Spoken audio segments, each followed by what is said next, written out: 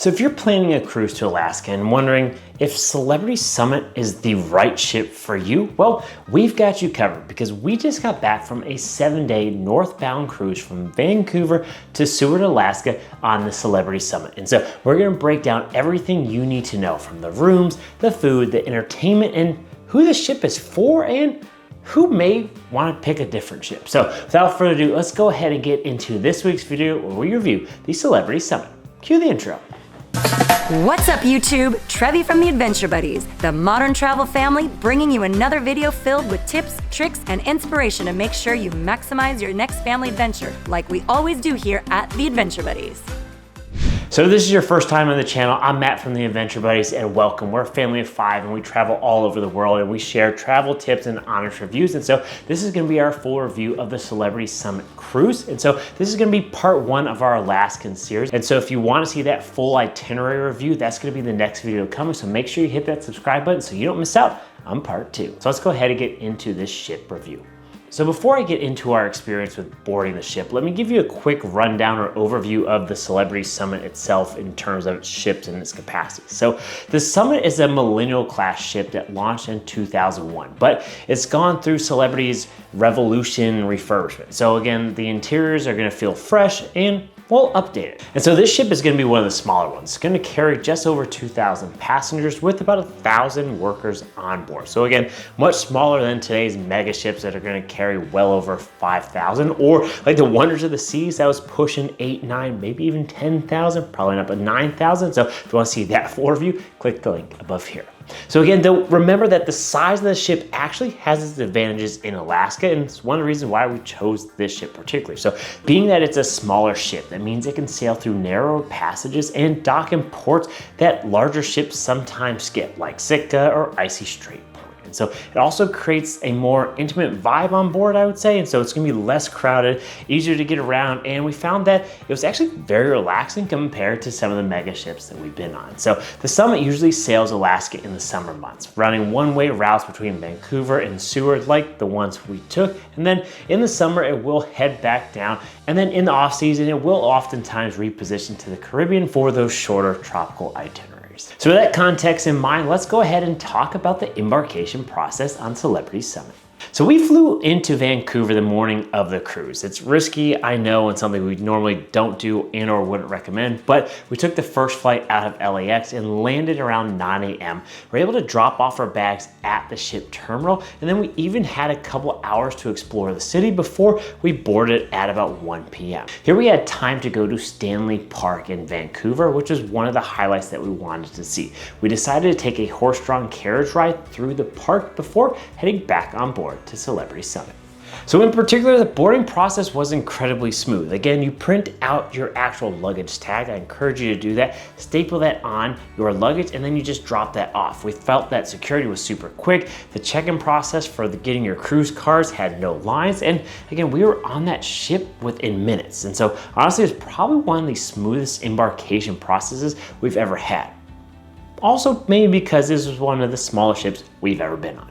So now let's talk about the cabins or the rooms. And so we stayed on deck 3 in 2 inside cabins. And so originally booked for a family of 5, but it ended up just being the 4 of us because my son got sick. And so normally we'd recommend the balcony, but this time we decided to go with the inside cabin, and they were surprisingly comfortable. So the beds could be twins or pushed together for a larger one, or you even had the bunk style pull downs if you needed them. And so inside that cabin, the storage space was actually pretty great. The bathroom was small, but totally fine.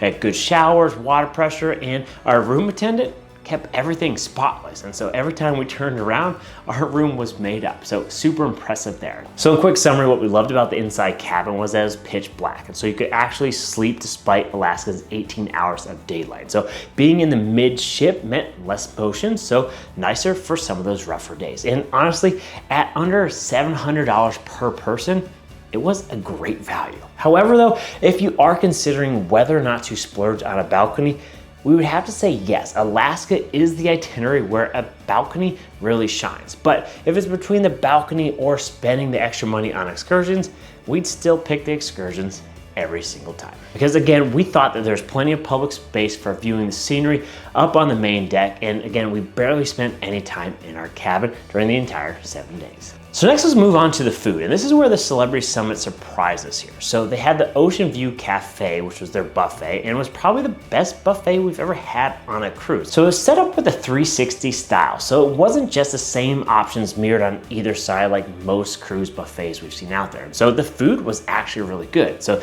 they had a stir fry station that we ate almost every single day, and they actually had one night where they brought out a fondue dessert bar, which Olivia made quite the mess. But again, breakfast there was great. It opened up early, which was key for the port days. And so we just had a great time eating there, probably the majority of the time. So the other main area that we ate for dinner was the main dining room. And so the main dining room was good, but I wouldn't say it was exceptional. And so I would say it was just average. It said it had solid service, but again, it felt crowded and cramped, and the window seat go fast. And so our recommendation for you, if you do the main dining, you want that window seat, book your reservation early as you can and make sure that you request the window. You're not gonna get it necessarily because they are first come, first serve. You can't actually reserve it, but you may have some luck if you go earlier in the time frame for dinner than going in the busier time.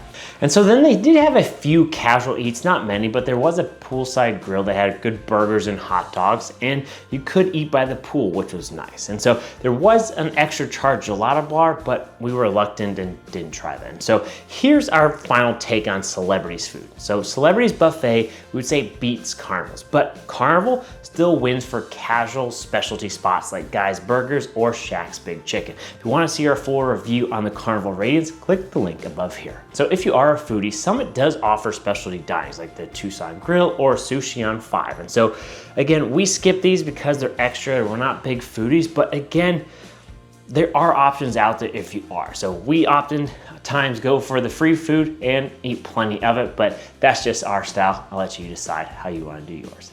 So next, let's talk about the entertainment. So entertainment, I would say, was better than expected. So it's not at Royal Caribbean's level, but I would say it's stronger than the Carnival Radiance. And so they did have one main theater, and shows ran at 7 or 9 p.m. each night, and no reservation was needed. And so during our time, we saw a comedian, a pianist, and then several different Broadway cast productions. Plus, there was a magician at the end. And so we had a tremendous time, no issues getting seats, and it was an enjoyable way to end the night.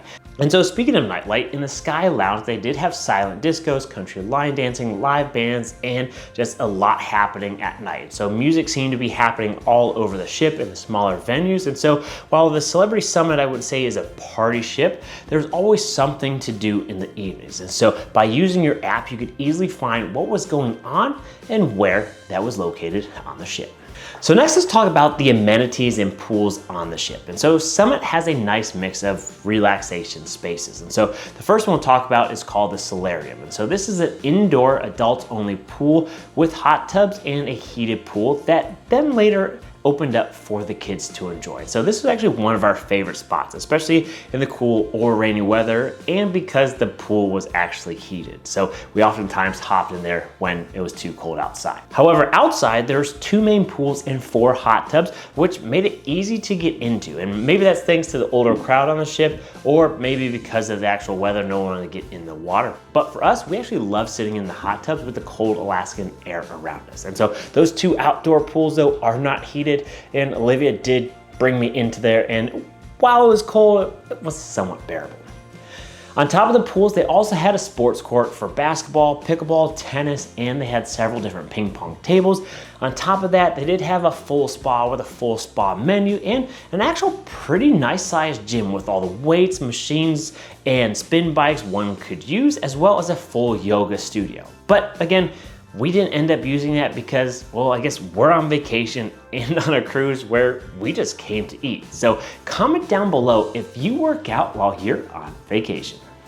So next, let's talk about the Kids Club and the Teens Club. And this is where we thought that the Summit really showed its limits. So the Kids Club required the kids to be at least 3 and potty trained. And so Olivia at the time was 2.5, potty trained, but again, not old enough. So we were disappointed that we couldn't drop her off and hang out just as adults and allow her to just enjoy the kids club like we do on most ships. We'd also say that the teens club was very small. It was like 2 rooms, didn't have a lot inside of it. And Gianna found that fewer kids her age were on this ship compared to other cruises. And so maybe it's the ship, maybe it's the itinerary, who knows. But we would say she still made a ton of friends and she really had a good time. But if your priority is a robust kids and teens program, there's probably other ships that do it better. So again, this really kind of cemented our view. We would say that Summit again is geared towards more adults and older travelers. And so families can still have a great time like we did, but if you have toddlers and teens who need tons of activities, this might not be the ship for you. Again, you didn't hear me say water slides or go-karting tracks or all those really fun kid amenities that you see on some of the newer ships, but we did have a good time and we did have a teen and a 2.5-year-old.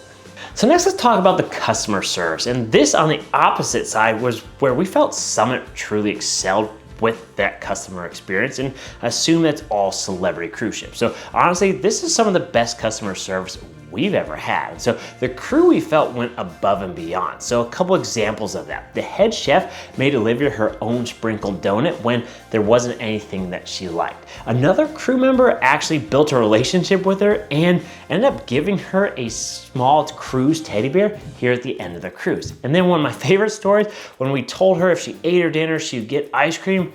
Of course, the ice cream machine was closed, but the staff member out there went out of his way to turn it back on just to make a cone for her. So again, it's just the small moments like this that made the trip memorable. And so because of the small ship, you oftentimes got to know the staff and really interacted with them. And so again, the staff treated us like family, and that's a huge reason why we're considering sailing Celebrity again.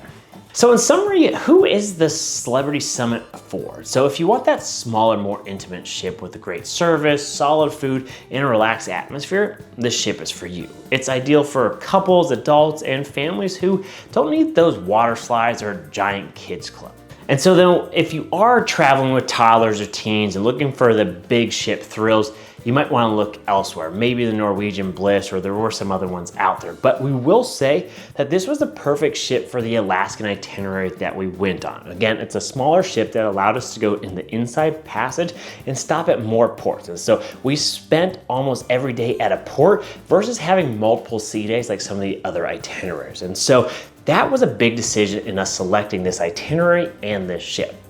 So in summary though, would we sail Celebrity again? The answer is absolutely, but next time we might try a bigger, newer ship in the fleet like the Celebrity Edge. But again, this was the perfect ship for us on our Alaskan itinerary, and we would definitely do this ship one more time.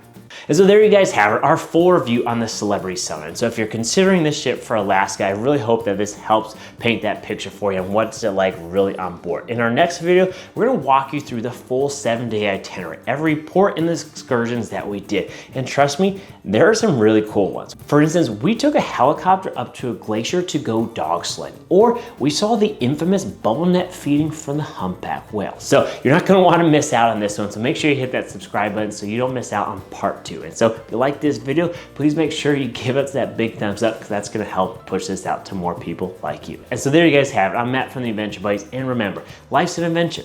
Who are you going on it with?